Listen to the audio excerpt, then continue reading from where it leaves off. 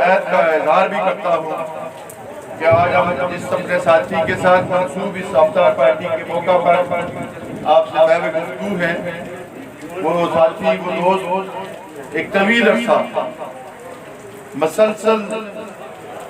اپنے نظریات کے لیے ریاست جموں کشمیر کی محرومیوں کے خلاف، جموں کشمیر کی آزادی کے لیے، ایک نئے سماج کے قیام کے لیے غیر متزلزل انداز میں مسلسل جدوجہد کرتا رہا، اور بالآخر ایک شاندار پروگرام میں،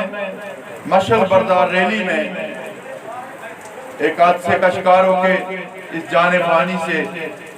گو کہ اوجل ہو گیا، لیکن ہمیشہ کے لیے ہمارے درمیان امر ہو گیا۔ میں عباس شہید کو اس کی لازوال جدوجہد پہ زبردست انداز میں خراج تحسین و خراج عقیدت پیش کرتا ہوں۔ عباس کی جدوجہد یقیناً ایک ایسی جگہ پہ موجود جو کیفیت ہے، وہ جب کیفیت ہم دیکھتے ہیں، جب یہاں آتے ہیں تو ہمیں محسوس ہوتا ہے کہ یہ تقسیم کی خونی لکیر اور اس تقسیم کا جو درد ہے، جو دکھ ہے، میں سمجھتا ہوں کہ یہاں کے لوگوں سے زیادہ کوئی نہیں محسوس کرتا۔ پچھلے 74-75 سالوں سے مسلسل اس تقسیم کی خونی لکیر سے نہ صرف وہ زخم ہرا ہے، بلکہ مسلسل لہو رنگ بھی ہے، مسلسل خون ٹپک رہا ہے۔ اور یہ بدقسمتی بھی ہے کہ ہمارے آگے حکمران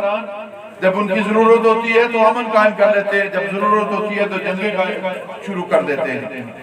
نہ اس امن میں ہماری خواہشیں ہیں، نہ اس جنگ میں ہمارا کوئی حصہ ہوتا ہے۔ یہ امن اور جنگ کے کھیل وہ اپنی ضرورتوں کے مطابق جاری رکھتے ہیں، لیکن ان کی اپنی ضرورتیں جب وہ اپنے لوگوں کو ان کی بنیادی مسائل حل نہیں کر پاتے، ہندوستان اور پاکستان کے بدبخت حکمران جب اپنے اندر لوگوں کی محرومیاں بڑھتی ہیں، لوگوں کے مسائل بڑھتے ہیں، لوگوں کی تحریکیں بڑھتی ہیں، تو پھر وہ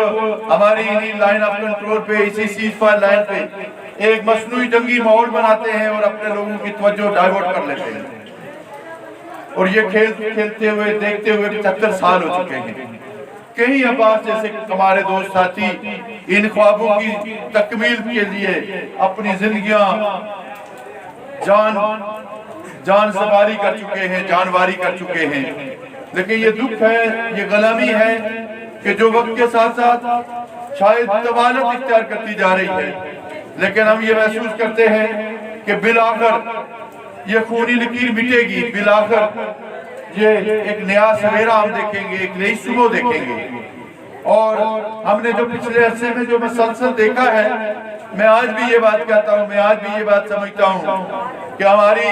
آزادی کا راستہ جو ہے، جب تک یہ وحدت بحال نہیں ہوتی، جب تک یہ خونی لکیریں نہیں مٹتی، جب تک یہ جبر کا ماحول نہیں ختم ہوتا، جب تک یہ دونوں ملکوں کی افواج کا انخلا نہیں ہوتا، ہماری آزادی کا سورج طلوع نہیں ہو سکے گا۔ کچھ اس طرح کے اقدامات کرنے پڑیں گے آنے والے وقتوں میں کہ ہمیں غیر ملکی افواج کے انخلا کے لیے مسلسل ایک بہت بڑی تحریک بنانی پڑے گی، جہاں پہ کھڑے ہو کے ہمیں پوری دنیا کو متوجہ کرنا پڑے گا اور یہ بات کہنی پڑے گی کہ یہ خونی لکیریں ہمیں منظور نہیں ہیں، یہ مٹانی پڑے گی، افواج کا انخلا کی ڈیمانڈ کرنی پڑے گی، ایک بھرپور انداز میں ہمیں اپنی تحریک کو آگے بڑھانا پڑے گا۔ جب تک یہاں سے غیر ملکی افواج کا انخلا نہیں ہوتا، جب تک ہم پھر سے ایک دوسرے کے ساتھ نہیں ملیں گے، اس وقت تک ہمارے مسائل حل نہیں ہو سکیں گے، اس وقت تک نہ تو غربت ختم ہو سکے گی، نہ محرومیت ختم ہو سکے گی، نہ بے بسی ختم ہو سکے گی۔ تو اس لیے ہم یہ سمجھتے ہیں کیونکہ آنے والے وقتوں میں Jammu Kashmir national student federation نے اپنے طلبہ مسائل کے حوالے سے مہنگائی کے خلاف، غربت کے خلاف، غلامی کے خلاف مظفر آباد میں 5 جولائی کو ایک بھرپور قسم کی ایک تحریک کا اعلان کیا ہے۔ میں پوری امید رکھتا ہوں کہ یہاں سے بھرپور انداز میں اس تحریک کا آپ حصہ بنیں گے، اس میں شرکت کریں گے۔ ہم نے پچھلے دنوں آٹے پہ سبسڈی کے حوالے سے، بجلی کے بے تحاشا بلات کے خلاف،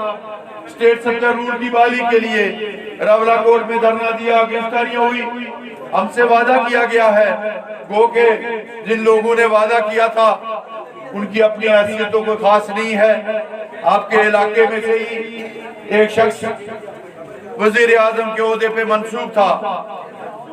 وزیر اعظم کا عہدہ لے کے بیٹھا ہوا تھا، اور اس نے کہا تھا کہ ہم نے آنے والے وقتوں میں جب یہ بجٹ آئے گا اس پہ ہم آٹے پہ سبسڈی بھی دیں گے، ہم بجلی کے بلات میں ٹیکسز کا خاتمہ بھی کریں گے۔ لیکن چونکہ یہاں پہ ہمارے حکمران یہ کٹ پتلیاں ہیں، یہ بااختیار نہیں ہیں۔ ہم ایک عرصے سے کہتے تھے کہ یہاں پہ یہ جو الیکشن کا کھیل ہے، یہ جو اقتدار کی صورتحال ہے، یہ کٹ پتلیاں ہیں، ان کی اپنی بیسز نہیں ہیں، اور اس کا اظہار میرا خیال میں چند دن قبل ہو چکا ہے کہ آزاد کشمیر میں اس علاقے سے منتخب، اسی حلقے سے منتخب قیوم نیازی صاحب جس بے بسی کا اظہار کر رہے تھے، جس طرح سے وہ رو رہے تھے اور جس طرح سے وہ یہ کہہ رہے تھے کہ اگر آپ مجھے حکم کر لیتے تو میں ویسے بھی اقتدار چھوڑ دیتا، وہ یہ اظہار کر رہے تھے کہ میں کون سا کوئی با اختیار وزیر اعظم تھا۔ مجھے افسوس یہ ہے کہ آپ نے مجھ پہ الزامات بہت غلط لگائے ہیں، کہ آپ نے مجھ پہ الزام لگایا کہ میں نے اچھی حکومت نہیں کی۔ انہوں نے کہا کہ مجھ پہ الزام لگا کہ میں تحریک آزادی کشمیر کے لیے کچھ نہیں کر سکا۔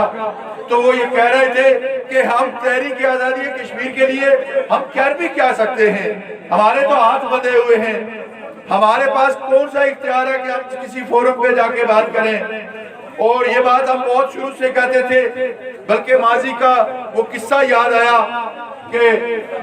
پہلا بانی صدر کروانے والا سردار محمد ابراہیم خان، اس کو 1948 میں پاکستان کے ایک وفد کے ساتھ شامل کر کے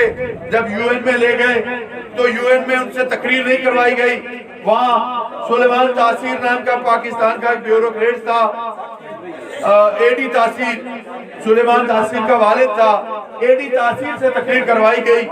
اور اے ڈی تاثیر نے تقریر کرنے کے بعد وہاں پہ شیخ عبداللہ بھی گئے ہوئے تھے۔ تو شیخ محمد عبداللہ جب وہاں سے باہر نکلے تو راہداریوں میں سے گزرتے ہوئے انہوں نے پاکستانی وفد سے کہا کہ وہ ایک نابالغ سا بچہ آپ نے لایا ہوا تھا کشمیریوں کی نمائندگی کھیلنے کے لیے، اس کو کہاں چھوڑا ہے؟ تو یہ کھیل ایک عرصے سے کھیلا جاتا رہا۔ ہم یہ سمجھتے ہیں کہ یہ جو کٹ پتلیاں ہیں، یہ جو نام نہاد قسم کے صدر اور وزیر اعظم ہیں، یہ بے اختیار ہیں، ان کے پاس کوئی اختیار نہیں ہے۔ آزادی کا راستہ وہ راستہ ہے جس پہ عباس کاشر چلتا رہا، جس پہ مقبول بٹ شہید نے چلتے ہوئے اپنی جان افنی کے حوالے دی، جس پہ NSF کے لاتعداد نوجوانوں نے قربانیاں کی۔ اسی راستے سے چلتے ہوئے آزادی کا سورج طلوع ہوگا، کیونکہ وقت ہونے والا ہے۔ میں اس شعر کے ساتھ، فیض کی اس نظم کے ساتھ، کہ دیپ جس کا محلات ہی میں چلے، چند لوگوں کی خوشیوں کو لے کے چلے، وہ جو سائے میں ہر مصلحت کے پلے، ایسے دستور کو صبح بے نور کو میں نہیں مانتا۔ بہت شکریہ۔